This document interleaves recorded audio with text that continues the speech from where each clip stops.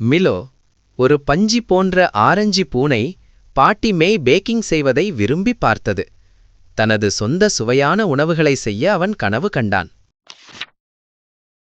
ஒரு வெயில் நிறைந்த காலை, பாட்டி மெய் மிலோவுக்கு கற்பிக்க இது நேரம் என்று முடிவு செய்தார். முதலில் அவர்கள் ஒரு சூடான ரொட்டி துண்டை பேக் செய்வார்கள். மிலோ மாவு மற்றும் தண்ணீர் கலக்க உதவினான். அது அசுத்தமாக இருந்தது, ஆனால் அவன் தனது பாதங்களை ஒட்ட வைக்க விரும்பினான்.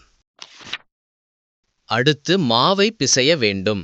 மிலோ விளையாட விரும்பினான், ஆனால் பாட்டி மே அதை மெதுவாக தள்ளி இழுப்பது எப்படி என்று காட்டினார்.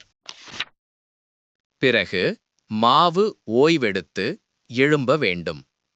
மிலோ இந்த பகுதியை மிகவும் கடினமாக உணர்ந்தான். அவன் துணிக்கு அடியில் அடிக்கடி எட்டிப் பார்த்தான். பொறுமை, குட்டி பேக்கரே என்று பாட்டி மே புன்னகைத்தார். நல்ல விஷயங்களுக்கு நேரம் எடுக்கும். மிலோ பெருமூச்சு விட்டான், ஆனால் அவன் காத்திருக்க முயன்றான். இறுதியாக ரொட்டி சூடான அடுப்புக்குள் சென்றது. அந்த வாசனை மிலோவின் மூக்கை எதிர்பார்ப்புடன் துடிக்க வைத்தது.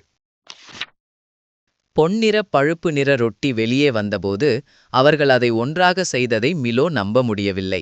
அது சொர்க்கத்தைப் போல் இருந்தது.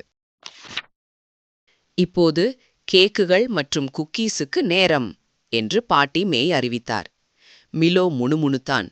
பொறுமை மற்றும் பேக்கிங் பற்றிய தனது அடுத்த பாடத்திற்கு தயாரானான்.